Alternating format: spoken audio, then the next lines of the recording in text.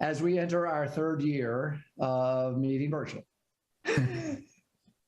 So with that, Ms. Broom, would you call the order, please? Yes, good afternoon, everyone. Chairman Randall Tuttle. Is present. Vice Chair Wesley Curtis. Also present. Commissioner Harold Day. Present. Commissioner Harold Eustache. Present. Commissioner Tom Griffin. Here. Commissioner Yvonne Hines. Commissioner Hugh Jernigan. Commissioner Dwayne Long. Here. Commissioner Chris Parker. Present. Commissioner Charles Wilson. Present. Commissioner Alan Younger. Thank you. So we know Mr. Younger is missing, and we'll keep our eyes and ears open for the two other members, Jernigan and Hines, that may be joining us. Before turning it over to Courtney, and due to the fact we have a closed session at the end, I would typically ask for some comments at the end, but I'm going to do so at the beginning, and I'm going to take a moment to mention something about myself personally. After 14 years on the commission, 5 serving as the chair, I decided it's time for a new leader to come into this wonderful body. And I'm happy to share with you that Vice Chair Wesley Curtis will be assuming the chair role. Initially, it was in the July meeting because that's when things happen, but I've had a personal planning goof. And so you're going to be the acting chair in the June meeting because I'm going to be AWOL. See, I'm sooner than later. But, and then officially in the July meeting. And so I have so enjoyed this, and we'll talk more in our May meeting because Courtney and I are not positive when we'll go back to in-person. We might have to go back to in-person in May, but we're going to assess that. But I just want to let everybody know that. And again, 14 years is a long time. 5 is not that long as a chair, but 14 is a long time to be on this board, and I'm so enjoyed it, but I think it's time for new thoughts and ideas. So I just wanted to share that with everyone. That said, I'll turn it over to Courtney. Thank you, Chair Tuttle. So yeah, I guess just to follow up on what he just mentioned, we're definitely going to miss him and his leadership on the commission. And so he said that we haven't decided about the May meeting, but I told him the other day that we had to do it in May, in person in May, since that was his last one, so that we can see him and send him off. So that is the plan, unless something changes. So, but before we get started, I will go ahead and announce who's on the call from staff, and then we'll jump right into our PowerPoint presentation. So myself, Courtney Driver, the Utilities Director, Aaron King, Assistant City Manager, Beth Broom, Recording Clerk to the Commission, Michael Stover, Deputy Director, Jan McCarg, Assistant Director, Shang Chu Huffman, Capital Projects Engineer, Todd Lewis, Senior Civil Engineer, Ricky Rubio, Senior Financial Analyst, Gail Kettler, Public Information Officer, Lisa Saunders is Chief Financial Officer, Kelly Latham, the Deputy Financial Officer. I was looking, let's see, Marilena Jensen Buchhold, Assistant City Attorney, and I believe that covers everyone. I don't think I left anybody out. Okay, so with that, let me share my screen.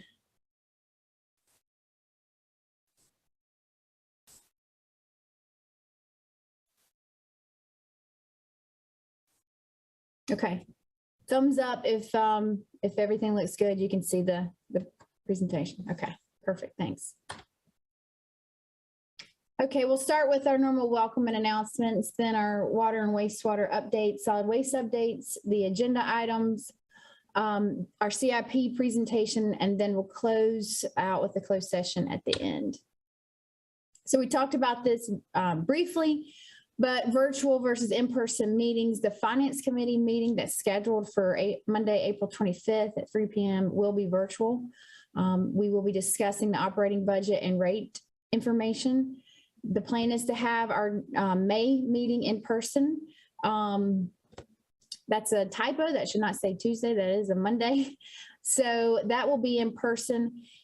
Beth will be sending out more information as far as exactly where the meeting location will be. It will be a little different than in the past, but we will send all that information out. We'll send out the information about parking and about everybody to see if everybody still has their badges available. We have different security measures in place since we last met in 2020. So we want to make sure you can access the building. So we'll be reaching out to you just to get all that squared away before that May meeting. Next on the list is currently we have 69 departmental vacancies. We did have a job fair in March that was actually very successful. So hopefully at the May meeting, we'll be able to, we will have a lower number there. There were several people that we hired and either promoted through that job fair in March. And then the Earth Day fair is coming up on Saturday, April 23rd. We're going to have a booth and it will be located at the fairgrounds where Utilities does sponsor that event. So we're looking forward to that.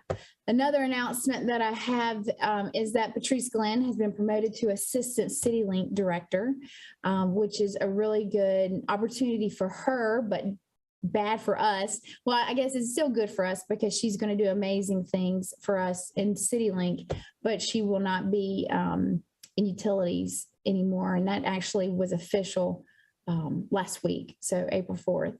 So anyway, we definitely will miss her, but I look forward to working with her in a new capacity in CityLink. There was another Kirk Bjorling. I don't know. I didn't see him on the call today, and that's probably because we don't really have a real estate item, acquisition or easement item. But Kirk is retiring as well, or not as well, but Kirk is retiring along with some others that have recently retired.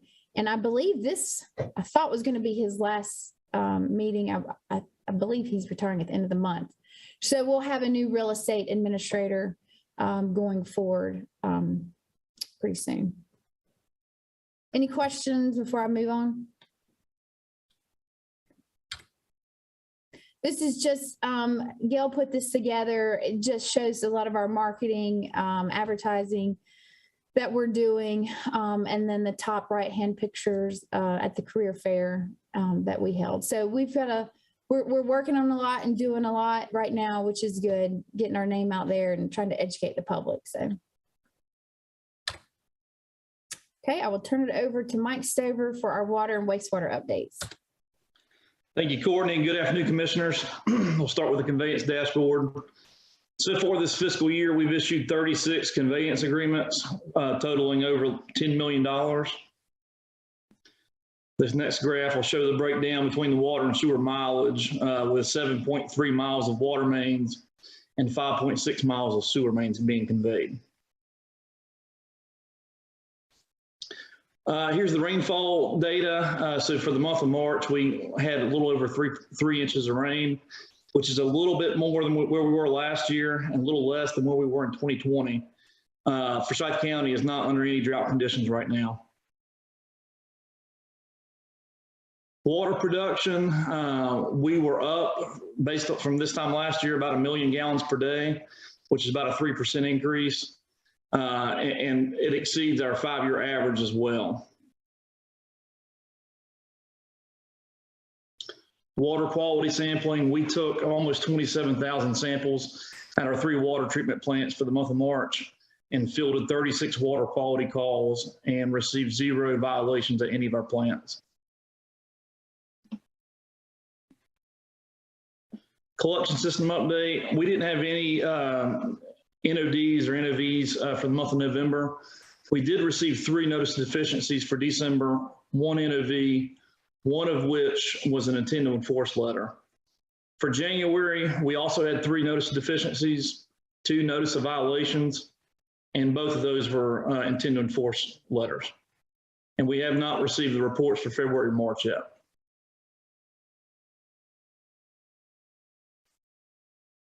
Sorry, I was trying to unmute myself. Michael, can you explain just what we do when we get those intent to enforce, how we respond for the new members? Yes, ma'am. The 3 or the NODs are kind of like the lowest ranking enforcement that we get. We don't have to respond to those at all. For a notice of violation, it's a little more stringent. We still don't have to respond. As for the intended enforce actions, we have to respond to the state with a letter explaining what happened, what steps we took, what actions we took. And then after we respond, the state evaluates our response and issues a civil penalty, or, there's potential that they won't issue a civil penalty, but the severity of that penalty usually, is based on our response. Sanitary sewer overflows per 100 miles. We had a really good month in February. As some of you may remember, February's always been a weird month. We've usually had high numbers. We didn't have that this year. They just got bumped to March. So March was a bad month. We had 11 SSOs, but you can tell we're still well below where we were the past 2 years, which, if you recall, we're both record years for us. So if we finish the year strong, we might set another record. Mike, this is Wesley. What generated that in March? Well, Courtney, go back to that next slide, and I'll show you, Mr. Curtis. Okay, good. So, as you can tell, there's 11 total SSOs. Only 2 were pipe failure, but 9 of them were O&M related. So, fats, oils, and grease, roots, and debris, which speaks to cleaning. We got to get out there and clean more. And you can see that red trend line. That is the 5-year average per month. So we exceeded that 5-year average, which we try to stay below. And then cleaning productivity. There's been a gap about all year. A lot of it's been based on staffing levels, both in-house and with our contractor crews. But we're starting to close that gap. We're well above our 10% permit requirement, but still slightly below our scheduled cleaning goal. And then expenditures, revenues, good news all around. Long story short, we're spending less and making more. Our expenditures are below the budget for this year and below, where we were this time last year at $33.6 million. And the next slide will show the revenues at $96.2 million, which is also above actuals from last year and what we were projecting in the budget. Past due balance history, there's a bunch on this slide. I want to walk through this. I believe back in February, there were some questions asked about how do we compare with the past due balances to pre-pandemic numbers. And as you can tell, the blue is pre-pandemic FY20. The yellow is current fiscal year, and gray is last fiscal year. So we're about $1 million above the pre-pandemic numbers for March. Any questions on this slide? I know there's a lot to digest here.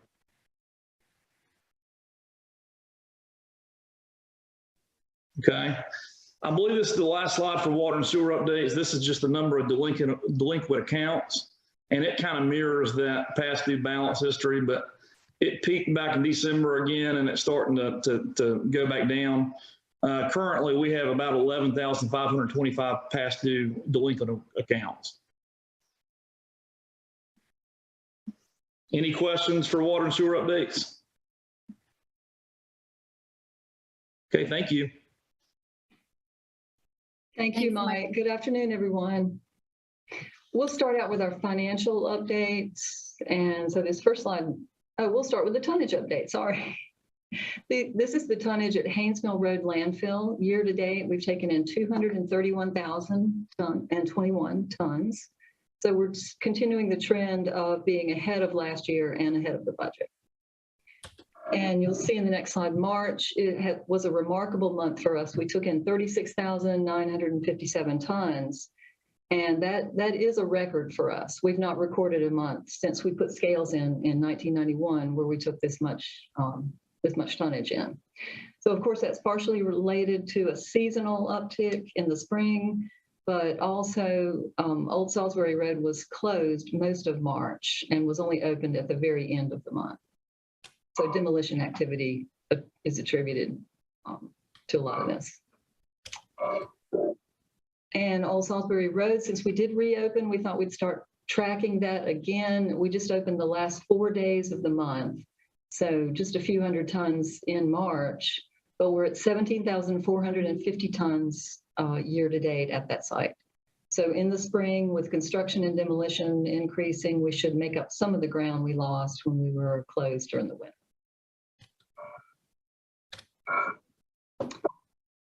And the financial updates, expenditures for solid waste programs are at $5.5 million. So in the last couple of months since we last reported to you, we have caught up with the previous year in spending. So we're well under the budget, but have caught up with where we were last year at the same time. And on the revenue side, we're at 9.1 million, so ahead of the budget and higher than last year as well with revenues. So I think my final slide is to update you briefly on the annual leaf mulch giveaway. It's time for that to begin. We start on Good Friday and we'll continue for several Saturdays after that, as long as the supplies last. We do typically run out of mulch. So if you knew someone that wanted to be sure and get some, you'd need to try to hit those earlier dates because it usually does run out. But it will still be at Forum 52 Yard Waste Facility and same operating hours and protocols that we've used in years past. And happy to answer any questions, but I think that's everything that we had for you. Thanks, Jan. Thanks. Are there any questions about any of the updates before we start with the agenda items? Okay, great. We'll move on. We have a total of 9 items on the agenda, 8 of which to approve, the last item being the closed session. So the first item is our approval of minutes from the March meeting, March 14th meeting. Second item is a consideration of a resolution authorizing execution of various agreements regarding proposed water and sanitary sewer improvements to be installed within various developments with no refunds. There are 5 development projects with the estimated water amount at $400,550, an estimated sewer costs at $768,280.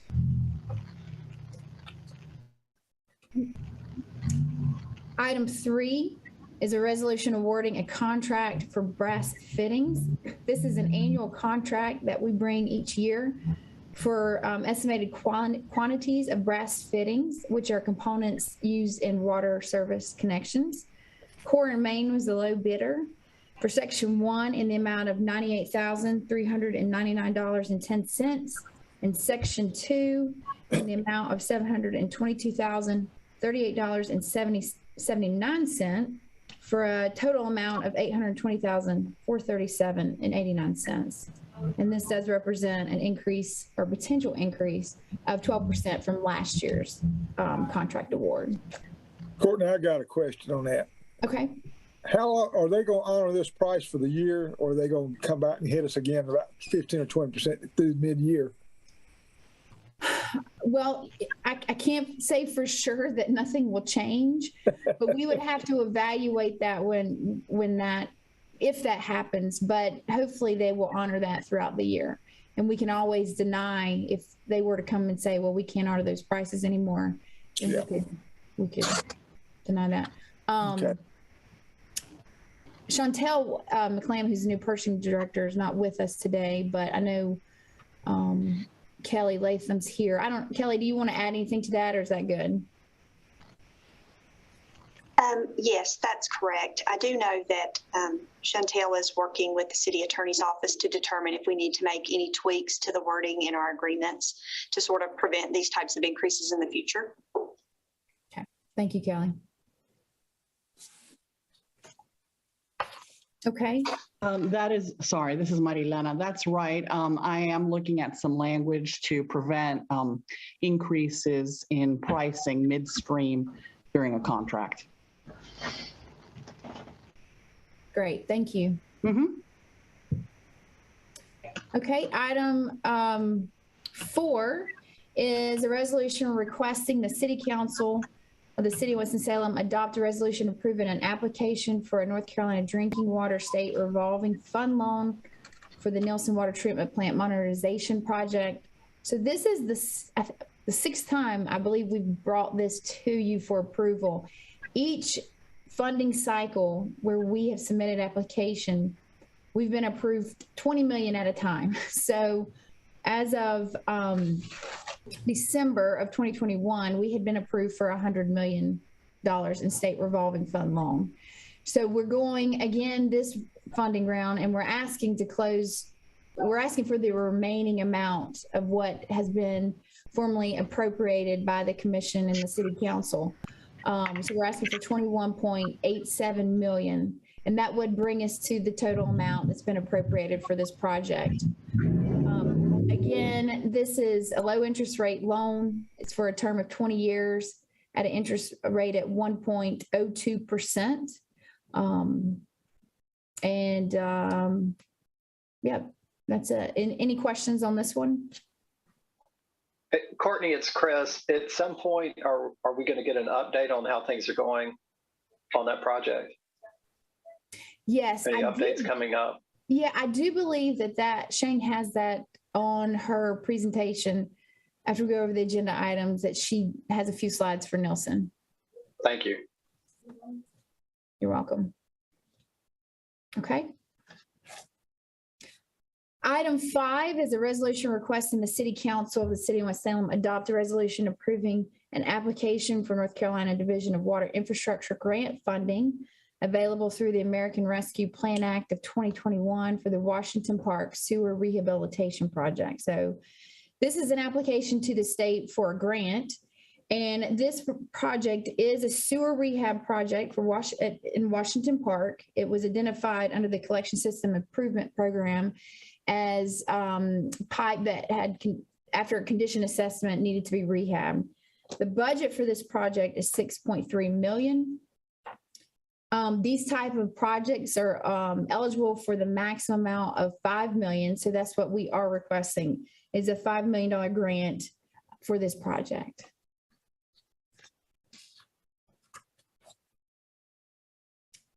Okay.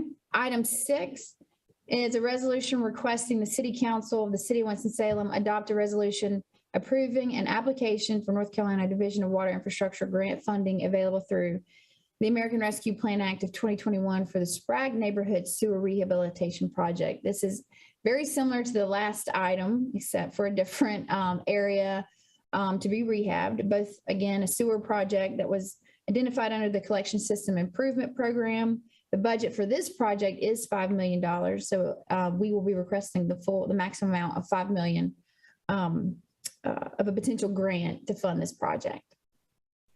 Courtney, this is Wesley. Yes. Are these competition grants? I mean, there's a lot of other people applying for them, and so we're just. Yeah, well, yes, I'm assuming that there'll be a lot of other people applying, and they'll have a scoring scale. I think this is going to be similar, and Mike Staver can jump in and say what he knows otherwise. But in the past, when we've done these state revolving loans, there's a scoring matrix, and they just rate us on several things. And so basically who has the highest score.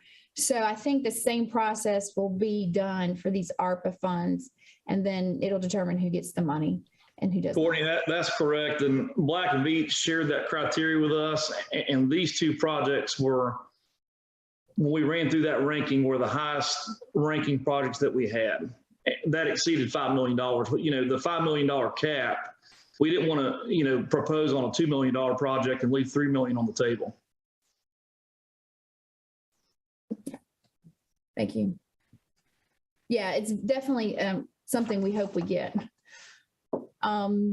Okay, item 7 is a resolution requesting the City Council of the City of Winston-Salem adopt a resolution approving an application for North Carolina Division of Water Infrastructure grant funding available through the American Rescue Plan Act of 2021 for phase 1 of the lead and copper rural revision compliance program. So again, this is similar to the last 2 items. The only difference is the maximum amount for a project of this nature is $400,000, which is what we're asking for. The commission approved a contract with Black and Beach in October of 2021 in the amount of $2,516,355 for phase 1 of the lead and copper rural compliance program. So again, the maximum amount for projects such as this is $400,000. So we're requesting the maximum amount to go towards this project. Any questions on those? Okay. The last item is item 8, which is a consideration of a resolution approving a change order with Womble Bond Dickinson LLP for legal services related to the Muddy Creek Wastewater Treatment Plant Consolidated Influent Pumping Station improvements. So additional legal fees are needed to get us through the end of the project. And so far, the commission has approved $920,000, and that has been spent on legal and professional schedule analysis services. So staff estimates an additional $200,000 is needed for these services. Womble Bond Dickinson will only invoice us for actual expenses incurred. So depending on how things progress and move forward, those the full amount of those expenses may not be needed. Any questions on that one? Okay. Any questions on any of the agenda items before I turn it over to Mr. Tuttle? Thank you, Courtney. Well done. You asked the first question I was going to ask, but hearing no other questions, are there any agenda items that members of the commission would like to discuss on a separate basis, or I would entertain a motion for consent agenda for items 1 through 8. Move approval for items 1 through 8. I'll second. Yeah. I think we had 2 seconds, Mr. Long, Mr. Griffin. Beth, any discussion on that item? All right, Ms. Broom, would we do a roll call vote, please? Yes, sir. Vice Chair Wesley Curtis. Yes. Commissioner Harold Day. Yes. Commissioner Harold Eustache.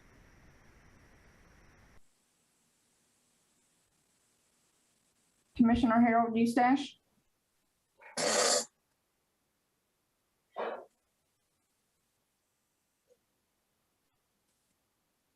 Commissioner Tom Griffin. Yes.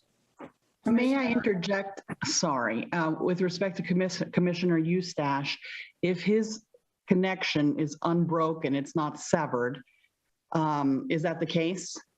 I don't know. I'm trying to look him up here. I see his picture on there. There he is. I think he's just muted. Okay. If his connection remains intact, then his vote will be recorded as an affirmative vote. Thank you. Thank you. Commissioner Yvonne Hines.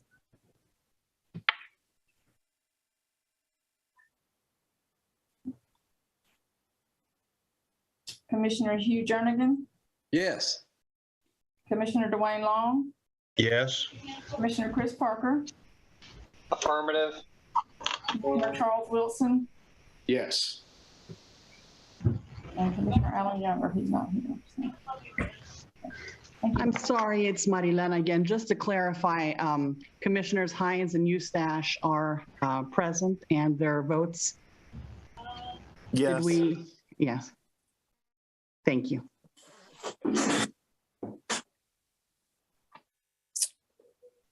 Ms. Hines, you're on mute. I think that's why we didn't hear your yes. Yes. Thank you. Got me? Yes. Thank you. Okay, so that motion carries. Thank you so much. And I believe, are we going to Shane? I lost my. Yes. Sure. Yeah. Thank you, Shane.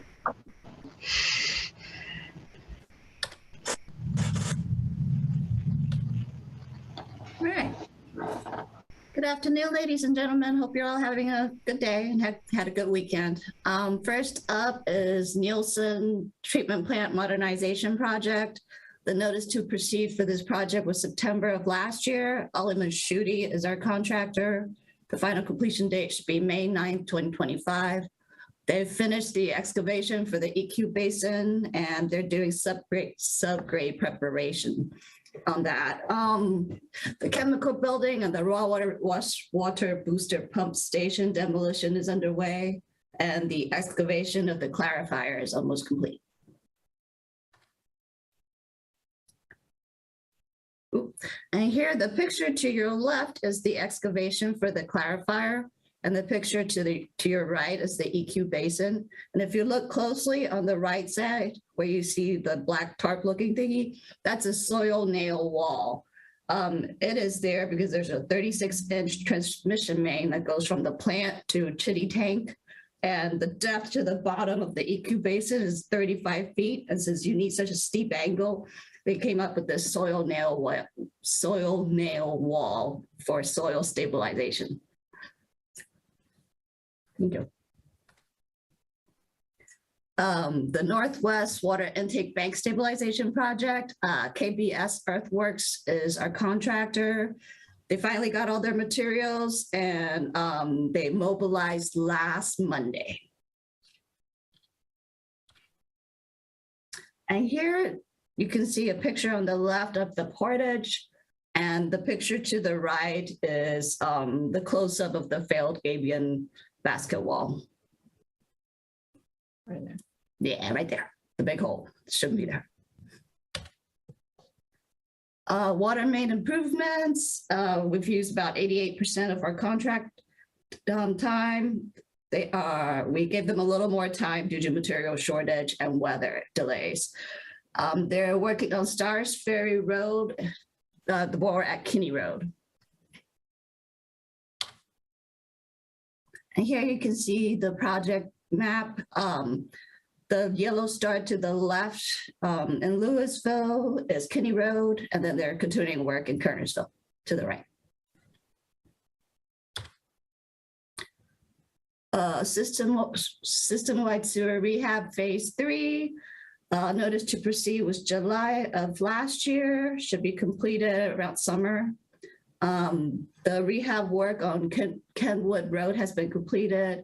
We've rehabbed approximately a little over 10,860 linear feet of sewer rehab has been completed. And here you can see the project map. The green is what we finished. The red are the 2 remaining sites.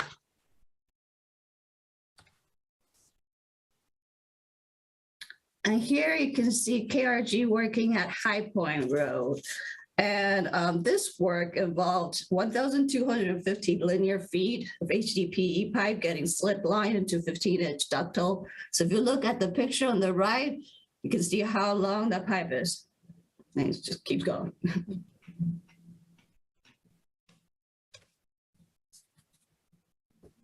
System-wide sewer rehab phase 4. This one started August of last year. We've used about our 27% of our contract amount. The rehab work on Thurman Street and Patterson Avenue, that's where they're working out, and approximately, I think it's a little over 4,200 linear feet of rehab has been completed.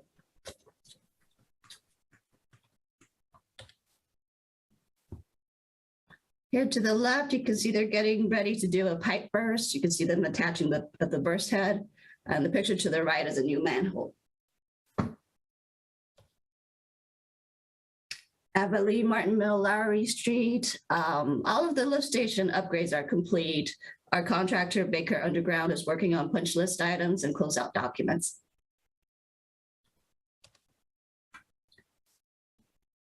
And here you can see a picture of the Lowry lift station. You can see the generator in the back, and the little yellow building houses the SCADA and pump controls. That's it for me. Any questions? Thank you.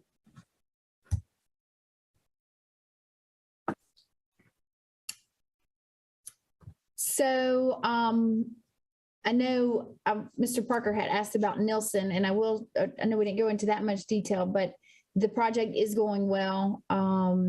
We're off to a good start. So I know that's another big project that we have, going on right now, but a lot of work's been done and it's going well. So, and that's all as far as slides that we have for you right now until we get into the closed session. So I'll turn it back over to Mr. Tuttle.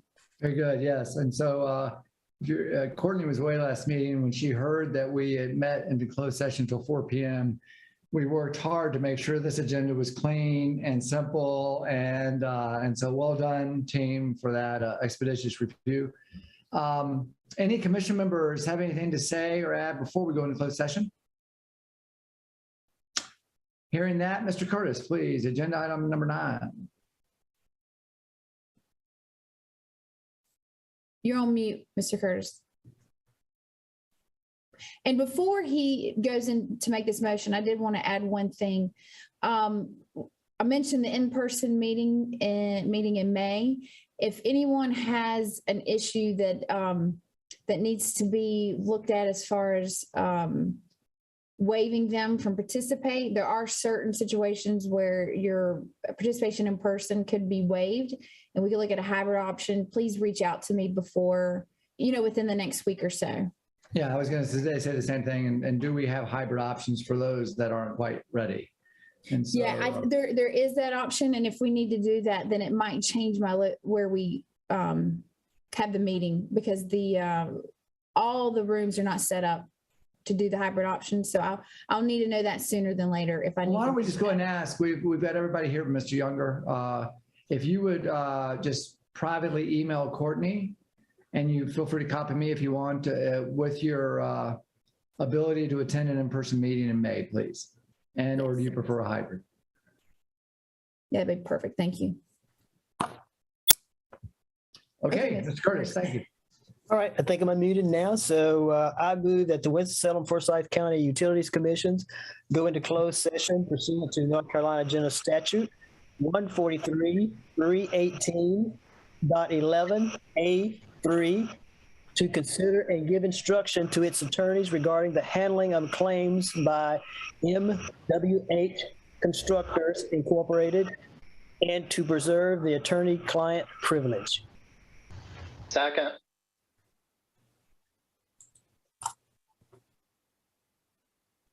Okay, Vice Chair Wesley Curtis, Yes. Commissioner Harold Day, Yes. Commissioner Harold Eustache, and you are on mute. Yes. Thank you. Commissioner Tom Griffin, Yes. Commissioner Yvonne Hines, Yes. Commissioner Hugh Jernigan, Yes. Commissioner Dwayne Long, Yes. Commissioner Chris Parker, Affirmative. Commissioner Charles Wilson, Yes.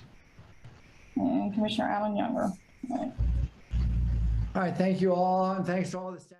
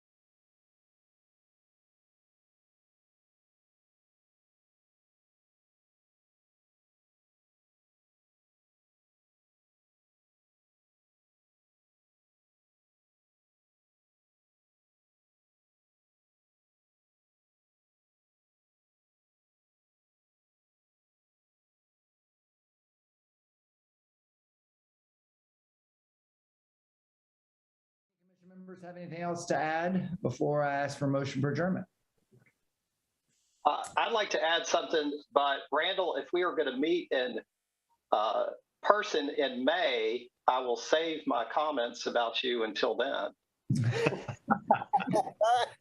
So, can I have chair prerogative to I'll take any comments other than from Mr. Parker? I have a quick question.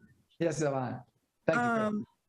It has been brought to my attention that utilities is removing all of the blue pole lights that customers are saying do not provide as much light, and they're replacing them with something that provides less light, and this is causing a problem, particularly at night for parking lots or what have you.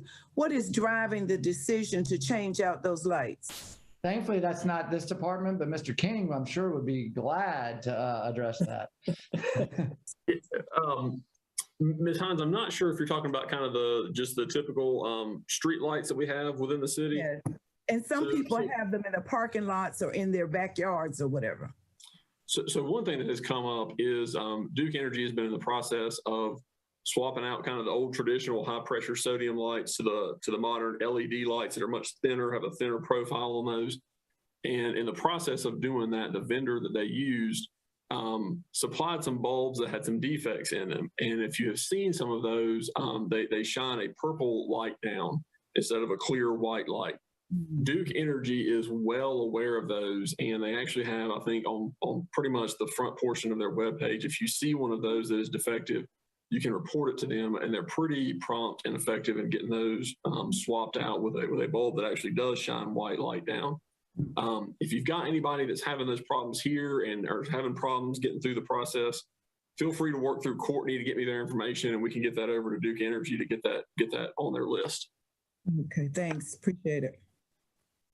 Reminder to email Courtney with if you can join us in person in May. I guess I'm going to be there, Courtney. So, and then and she will figure out if we need a hybrid option. Do we need to email her if we're planning to, or if we feel uncomfortable? Well, just email me either way. If you have any concern about meeting in public, or if you can't, or meeting in person, or if you can't meet in person, just send me an email. That way I'll have that information. And if I don't hear from you, I'll just assume you're going to be there in person. Be sure and send us the menu first before we decide. That's going to be a surprise. Any other commission thoughts? Okay, Mr. Day, one more time. I'd like to make a motion to adjourn this meeting one more time. I'll second one more time. Okay, Ms. Broom. All right, Vice Chair Wesley Curtis. Yes. Commissioner Harold Day. Yes. Commissioner Harold Eustache. Commissioner Tom Griffin. Yes. Commissioner Yvonne Hines. Yes. Commissioner Hugh Jernigan. Yes. Commissioner Dwayne Long. Yes. Commissioner Chris Parker. Much agreed. Commissioner Charles Wilson. Yes. And Commissioner Alan Younger. Thank you.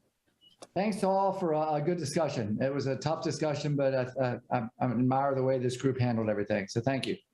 Yes, thank you. Take care. See you next time.